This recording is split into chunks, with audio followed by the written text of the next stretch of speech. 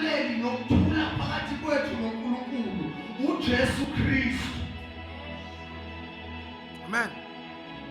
Elithi iBhayibheli ukuze lento siyibone, uMpostoli Paul ubeke kwacaca ukuthi uNkulunkulu waye kuJesu, indaba uJesu ethenjwe kangaka ezulwini.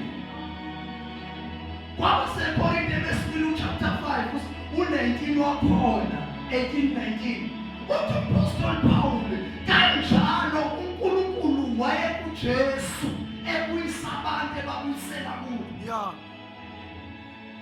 uJesu thema ngabe sezokhuphukela ezulwini esezokwenza isidlo sokugcina nabantwana bakhe, wathi wozana ngingigezi inyawo ngokuba mangabe ngingagezi nina angeni umbone uNkulunkulu.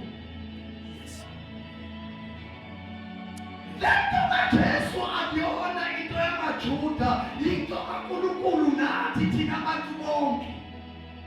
uNkulunkulu wathanda izwe, wabathanda abantu bakhe, wanikela ngoJesu ukuthi iloyo naloyo ayamaJuda. Amen. uJesu mangakusabheka ngokuthi uyinkosi yamaJuda noma uNkulunkulu yamaJuda, ususalimited kakhulu. Lokho kuveza ukuthi awumazi uNkulunkulu. Amen.